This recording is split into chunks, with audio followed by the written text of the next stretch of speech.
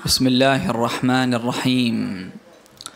الحمد لله رب العالمين، والصلاة والسلام على سيد الأنبياء والمرسلين، حبيب إله العالمين أبي القاسم محمد.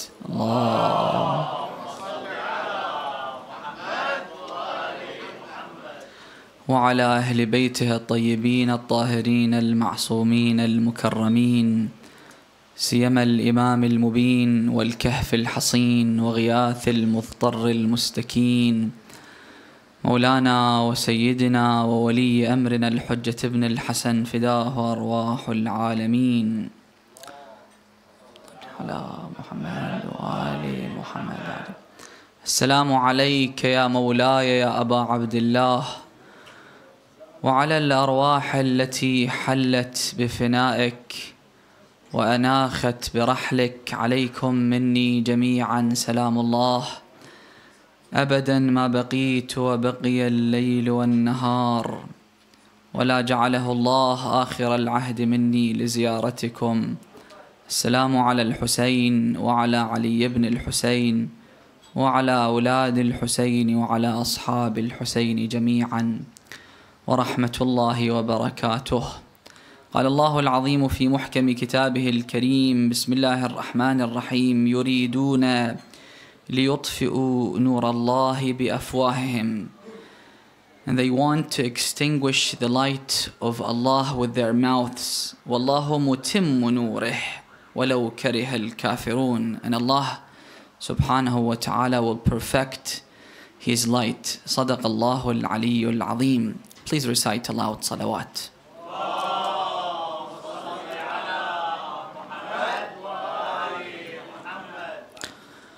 Ashura, like many major incidents in history, was the target for a systematic campaign to distort it, to tarnish it, to undermine it, especially that it became a source of inspiration for millions of people.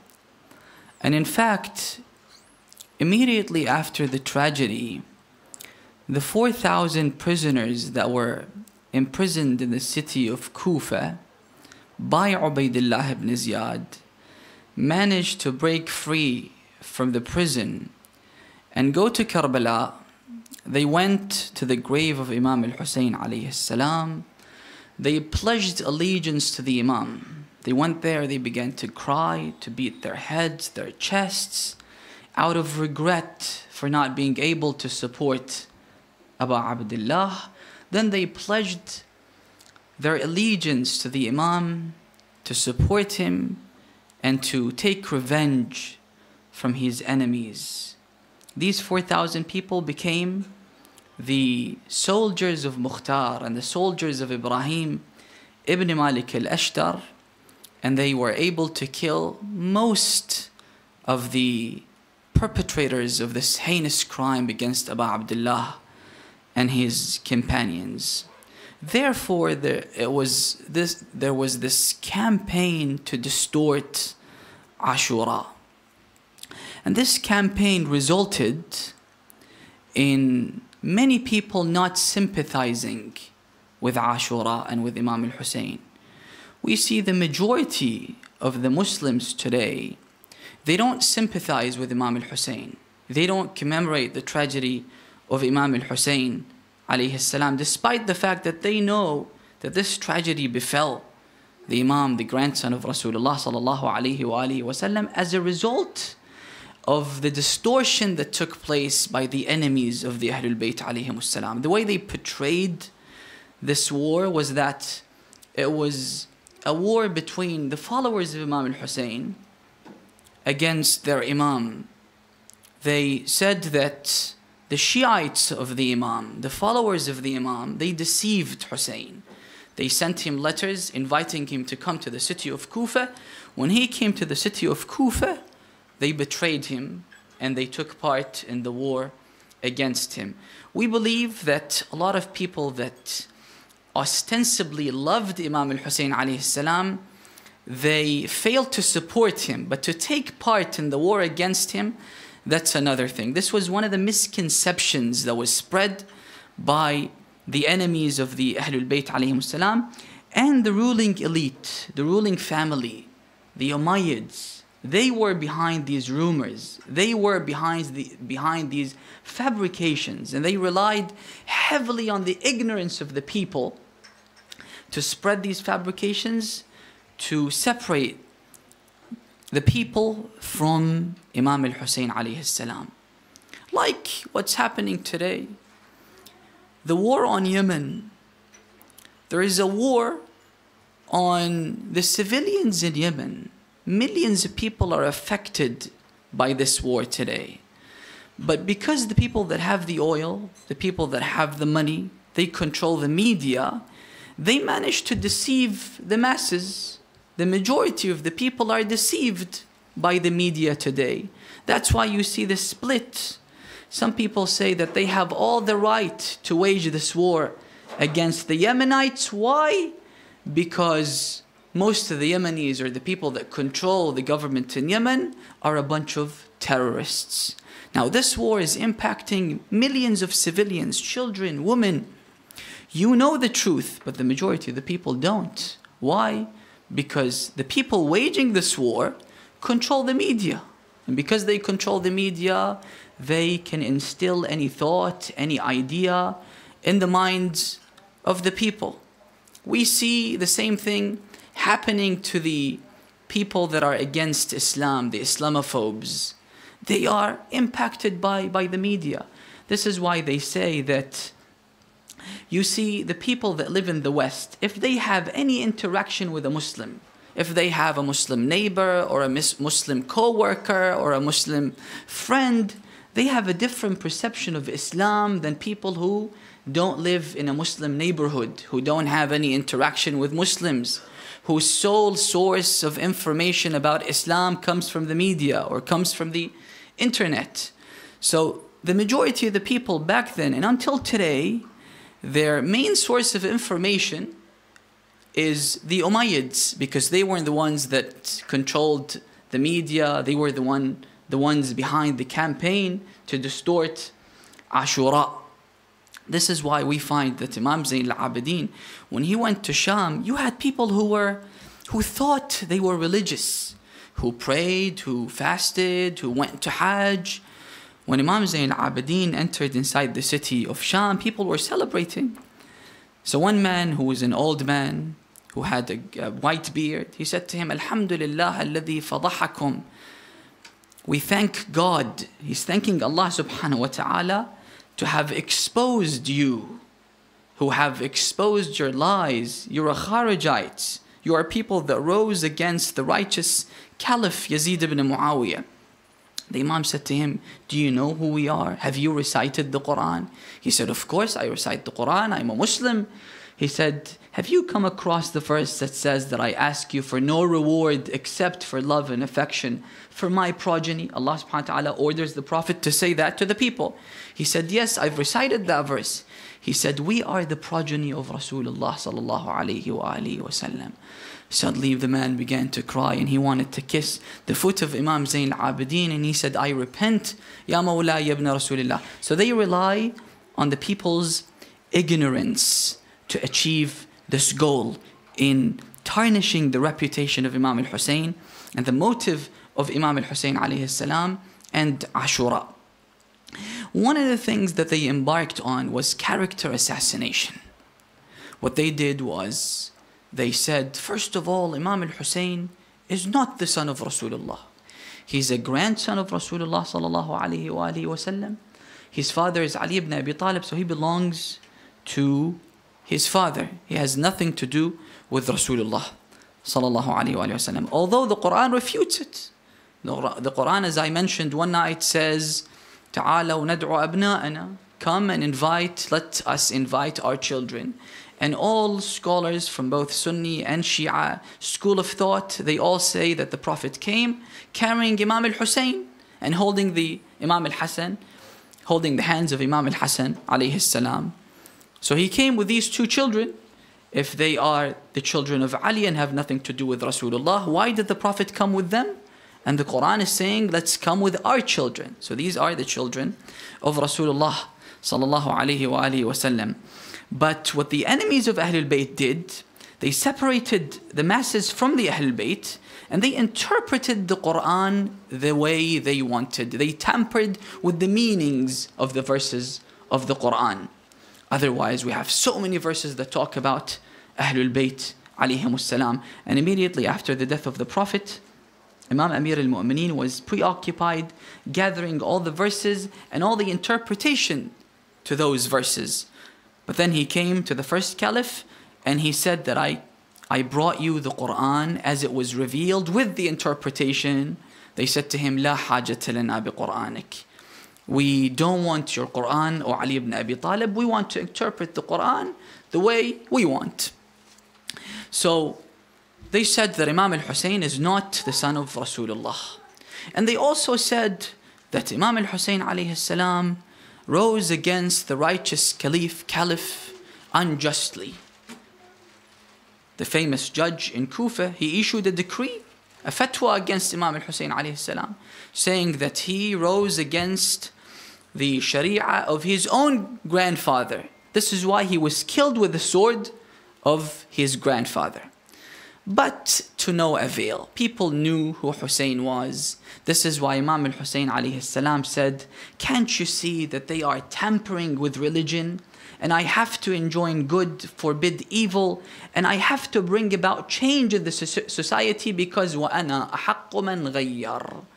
I should be the one that brings reform into the society, into the nation of Rasulullah, because I am the grandson of Rasulullah. What has Yazid got to do with the religion of Islam? His grandfather was the staunch enemy of Islam, and his father Muawiyah was in the camp of the disbelievers.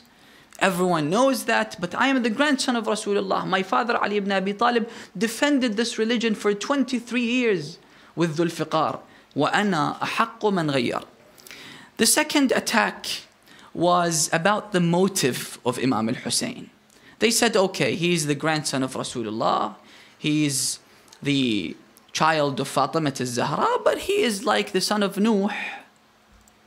He wasn't following the tradition of Rasulullah sallallahu alayhi wa alihi wasallam. His intention was to go to Kufa and rule. It was like a coup. He wanted to overthrow the caliph of the time, Yazid ibn Muawiyah, and he was killed. Like many revolutionaries who revolt against the ruler and then they get killed. No one should sympathize with them. But Imam al-Hussein alayhi salam made it abundantly clear that I am not revolting against Yazid to rule. And in fact, when he received the message, when he was informed about the death of Muslim ibn Aqil, it became very clear that the Imam is not going to Kufa, and the people of Kufa will be receiving him and will be pledging their allegiance to him. It was obvious that the story has changed. This is why he told his companions, the people that had come with him, 2,000 people that came from the city, that came with him from the city of Mecca, he told them that if you come with me, you will be killed. And he gave them the permission to leave him, So he said to them that I am going to Kufa.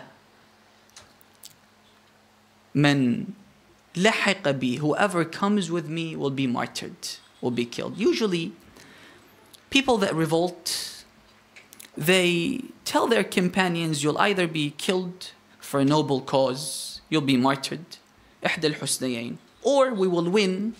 If we triumph, if we become victors, then this is a success that we've achieved. But Imam al-Hussein alayhi salam said that I will be killed, but my martyrdom is itself a success. Because through my martyrdom, the religion of Islam will be safeguarded and protected. مَنْ لَحَقَ بِي اسْتُشْهِدْ وَمَنْ لَمْ يَلْحَقْ بِي لَمْ يَبْلُغْ الْفَتْحِ. So they try to question the Imam's motives. He's going to Kufa to rule. This is why he was killed. And number 3, they try to blame others for this crime. When Yazid met Imam Zayn al-Abidin and he gave that sermon, Yazid said, I wasn't the one that ordered Ubaidullah to kill your father. He did it on his own. He did it independently. Although it was clearly an order, a command from Yazid ibn Muawiyah to kill Imam al-Hussein alayhi salam, an entire army joined the army of Ubaidullah in Kufa. The commanders of the army were all from the Umayyads, were all the supporters of Yazid ibn Muawiyah. And Yazid famously said when he saw the heads of Imam al-Hussein and his companions, he said that I have taken revenge, I have avenged the blood of my forefathers in Badr and in Uhud. So he was clearly in favor of what happened, but he tried to blame others. And they blame, as I mentioned in the beginning of the speech, they blame the Shias. And they say that the reason why they beat their chest, the reason why they cry and mourn is because they regret it. They say that we killed Imam al-Hussein, this is why we have to cry and beat our faces and beat our heads and strike our heads with swords out of regret. Now, one of the areas that they targeted in relation to Imam al-Hussein alayhi salam and Ashura was in relation to the sha'air of Abu Abdullah al-Hussein alayhi salam. The sha'air of Abu Abdullah are these rituals, mourning rituals that we hold when we commemorate the tragedy of Imam al-Hussein. So one of the misconceptions that they say about the sha'air is that you've introduced things that are alien to the religion of Islam. Have you ever seen the Prophet? Have you ever seen anywhere in any book that the Prophet beat his chest or beat his head or cried for Imam al-Hussein alayhi salam? Have you ever seen the Shias, even the Shias that are impacted by these campaigns, they say, have you ever seen the Imams beating their chests or striking their heads with swords? So this is an innovation. This is a bid'ah that you've introduced into religion that has nothing to do with religion. But what we say to these people is, first of all, if we're talking to Shias, we have a response. If we're talking to non-Shias from other Islamic denominations, we have, of course, a different response. When we're talking to Shias, we say that our Imams, they've repeatedly said that every kind of hysterical mourning is forbidden in Islam except for the mourning for Abu Abdullah al-Hussein. كل الجزع حرام ما خلا الجزع على أبي عبد الله. They left the explanation, they left the word jaza' vague intentionally. You should mourn and express your sorrow for Abu Abdullah al-Hussein as much as you can, the way a mother would do if she witnesses the death of her son. And we've seen in Iraq when they kill, when there is a car bomb and a lot of people are killed, when the mothers of those people killed, they are notified of the martyrdom of their children, how would they react? You've seen on the news, everywhere. You've seen how they react. They react hysterically. The hadith says that every form of jaza' is allowed only on Abi Abdullah. But you can't do jaza' even if your son is killed. Now, what does jaza' mean? They left it vague. That's why our scholars say, and you know, a scholar, to issue a fatwa, they have to study and they have to put all the effort that they can. Ijtihad is about putting the effort that they can. Study for 50 years before they can issue a fatwa, half a line. They say that every society can mourn the way they mourn over the death of their loved ones. For example, in parts of Iran, when someone dies, what they do is they put mud on their heads, on their faces, out of sorrow and grief for the one that had died. In India, they do it differently. In Iran, they do it differently. In Iraq, they do it differently. In Iraq, the woman, when they lose a loved one, what they do is they beat their chests. Not for Imam al-Hussein, they beat their chest for the death of a loved one. In some parts of Iraq, they wear black for at least 1 year. And if a wife loses her husband, she wears black until her death. And some even, they color their bodies, they dye their bodies black until they die. This is the way they mourn. That's why our scholars say that depending on the community, in India they do it one way, in Iran they do it another way. Depends on the community.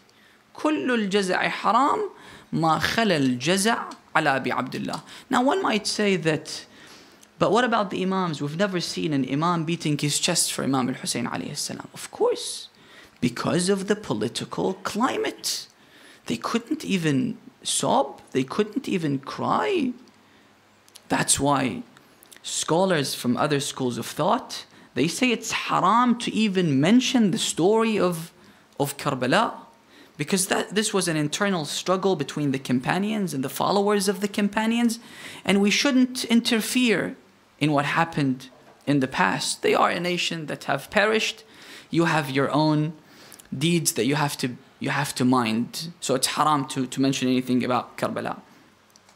During the Ottoman Empire, one speaker one day went on the pulpit inside the courtyard of the shrine of Imam al-Hussein alayhi salam in Karbala. He delivered a speech and he cursed Yazid ibn Muawiyah. The governor of Iraq, who was appointed by the Ottoman Empire, he informed the authorities in Istanbul about the incident. He was summoned by the authorities and he was lashed 1,000 times just for cursing Yazid. So everything is banned, everything is haram, everything is outlawed. How would you expect Imam al-Sadiq to come out in the city of Kufa and start to beat his chest when people, his companions, his followers, they couldn't even ask him a religious question? We have in history, there was a person that wanted to ask the Imam about his own, he had an issue with his wife. He divorced his wife, but he didn't know if the divorce was valid. So he pretended to sell cucumber in the city of Kufa for a couple of days. Then he pretended to enter inside the house of Imam Sadiq, pretending to sell cucumber to the Imam. He came and he whispered in the ear of the Imam, "Is my divorce valid or not?" The Imam said that your divorce is not valid and you can go back to your wife. So this was the political atmosphere at the time of Imam al-Sadiq alayhi salam. But what Imam Zayn al-Abidin did was he took advantage of what? Of his own tears. Whenever they brought food, he would cry. Whenever they brought water, he would cry and say that Imam al-Hussein was killed while he was thirsty. He would enter inside the marketplace and see the butcher slaughtering a sheep. He would say that, "Do you give water to the sheep before you slaughter it?" They say, "Yes, it's a tradition that we follow. Every butcher would quench the thirst of the sheep before slaughtering it." He said, "But Ibn bint Rasulullah was killed while he was 30. Every time they bring food, he would say, "But Ibn bint Rasulullah was killed while he was hungry." And he would sob and sob and sob and sob. So the Imam said, every type of jaza' is allowed. That's why the fuqaha say that every type of mourning for Abu Abdullah al-Hussein is allowed, if it's in solidarity, if it's in sympathy with Imam al-Hussein alayhi salam. But if we're debating non-Shi'as, we would refer them to the Quran. Allah subhanahu wa ta'ala tells us the story of Yaqub alayhi salam. He said that he cried so much so that he lost his eyesight. That's what Imam Zayn al-Abidin says. When the man comes up to me and says to him, "Ya ibn Rasulullah, why do you cry so much? We know that you're a member of the Ahlul Bayt, you have patience." He said, "I do have patience, but a prophet of God, Yaqub alayhi salam, his son Yusuf wasn't killed. He knew, because he was a prophet of God, he knew that his son Yusuf is alive. In spite of him being alive, the Prophet would cry and cry for 40 years, وَبْيَضَّتْ عَيْنَاهُ مِنَ الْحُزْنِ فَهُوَ كَظِيمٌ, until he lost his eyesight." Now, of course, there are red lines that we shouldn't cross when it comes to mourning about Abdullah. For example, you can't cut a limb. You can't cause disability to yourself. You can't kill yourself. These are red lines. These things are mentioned in the Quran and in the Ahadith. But apart from that, it's allowed. There is nothing wrong with it. Now, one of the misconceptions that they always raise is about the perception that people from the outside would have when they see us performing these rituals. I mean, the easiest thing to do is Google Ashura. What you see in the images section is people striking their swords and portraying the militant side of Shia Islam. People holding guns, people stained in blood, and things like that. So without a doubt, this tarnishes the reputation of Shia Islam. And if you want to introduce people to Shia Islam, the first thing they see is these things, and that's very repulsive. But in response to them, what we say is, first of all, there are other things in Islam that might seem repulsive to non-Muslims. There are things that we do that are condemned by non-Muslims. Did you know, for example, every year in Mina, 2 million sheep are slaughtered, are sacrificed. Eid al-Adha, right? Every year, the animal rights organizations in the world, they issue statements condemning this ritual. They say, how could you do this for a religious reason? Now, if you want to feed the poor, that's something else. But you're doing it for a religious reason. And a lot of the sheep go to waste. So this is condemned. Or when they see us throwing the pebble at the shaitan, that's not something that would draw people close to Islam. Or the way we do sujood. The way we do sujood is, again, might be repulsive to many people. Or hijab is condemned. Do you know how many articles, how many clips, how many documentaries, how many speeches have been delivered against the hijab? They say that this is a form of oppression, that you cover up the woman from head to toe, especially if the hijab is like a burqa or a pushiyya. That's condemned. So if we want to, pay attention to everything that they say, everything that they don't like, then we have to let go of a lot of things in our religion, including salat. So that's issue number one. Issue number two is that other religions have rituals that are truly repulsive, but because they control the media, no one talks against them. They respect it because that's a religious ritual that they are performing. Like, for example, self-flagellation. There is a whole procession in Rome every year. People self-flagellate. They use daggers and swords, and they start to strike their backs, and they bleed. But you wouldn't see the media focusing on these practices. Why? Because, they're from another religion. They respect it. They're not harming anyone else. They're harming themselves. And it's not a major harm that they're doing. In fact, you would say that, wow, they're doing this for a noble reason. It's for the love of Jesus Christ. This is how much love they have for Jesus Christ. Or there are other practices that if you, hear about them, you would, feel repulsed. For example, I'm not sure if this is a common practice, but I'm sure that there is a big faction within the Jewish faith that practice this ritual. When a child is born, a newborn is born, they circumcise that boy. And then a rabbi should come and bless the private parts of that boy, of that newborn, with his mouth.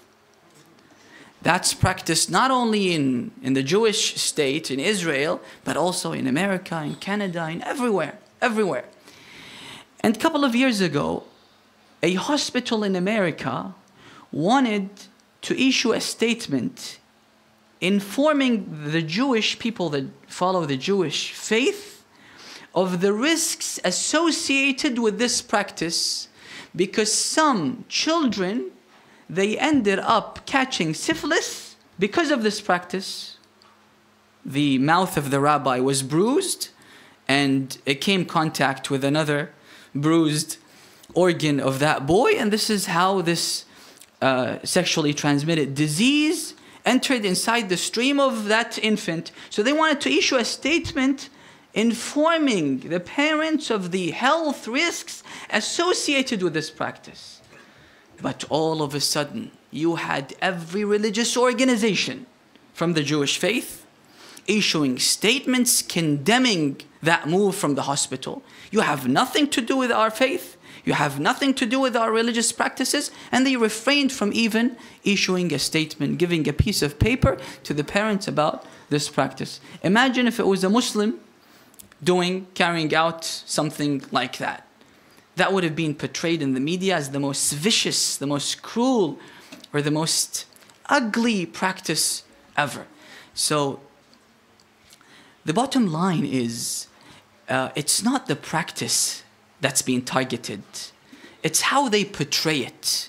Why is it when you type in the name of the king of Saudi Arabia, you see a nice picture of the king, his son who is bringing out reform in the country, and about his new decree about women being able to drive. But when you write Ashura, when you write Imam al-Hussein, all you see is self-flagellation and swords and people striking their heads with daggers and sword. I remember a couple of years ago, I was going to the United States. I had a majlis during Muharram. So the immigration officer says to me, "What's the reason of your visit?" I said, "Ashura, Muharram." So he was typing something in his computer. And then he said that he has to wait for a couple of hours. I missed my flight. They had to book another flight. I was going to LA. So because of that delay, it was a bit frustrating. So when I went to Los Angeles, I met a friend who works in the immigration, he was an immigration officer in America, in an airport in America. So I asked him about this incident. He said that most of the immigration officers, they have no knowledge of what people, they say, "I came for a religious reason." What's the religious reason? They mention a name. They don't know what this means. So they Google it. They Google Ashura. They Google Karbala. So what I did was I Googled Ashura, Karbala, Imam al-Hussein.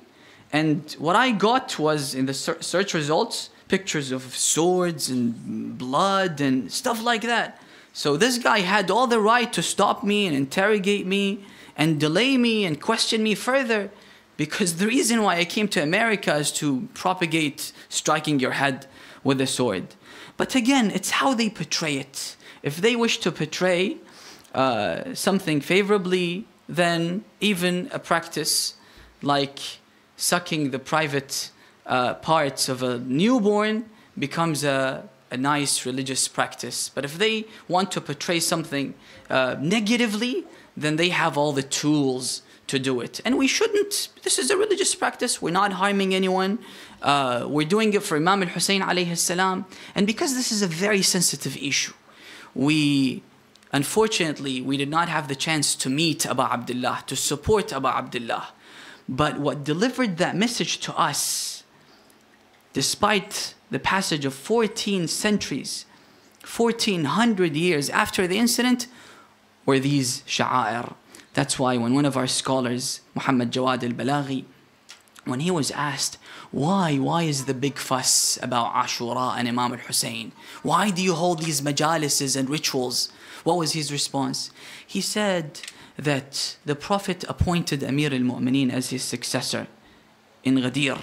120,000 people witnessed the incident. 1,000 people narrated and reported that incident.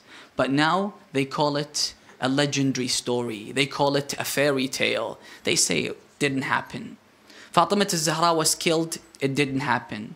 So we, out of fear of this incident being forgotten by the people, we had to hold these majalises and do these rituals so that with the passage of time, no one forgets it. This is why everyone in every part of the world, from every denomination, they all concede that Imam al-Hussein was killed and he was oppressed, although they try to tamper with the circumstances that led to his martyrdom.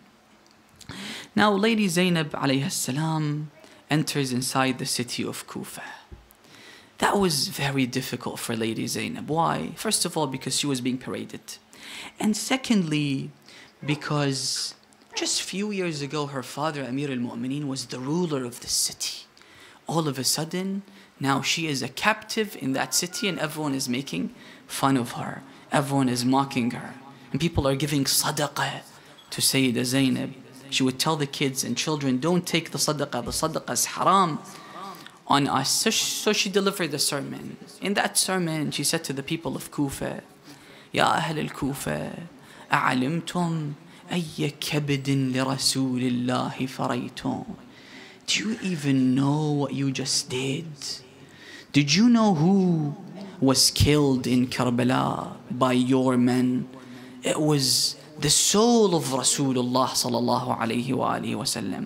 وَهَلْ عَلِمْتُمْ أَيَّ كَرِيمَةٍ لَهُ أَبْرَزْتُمْ.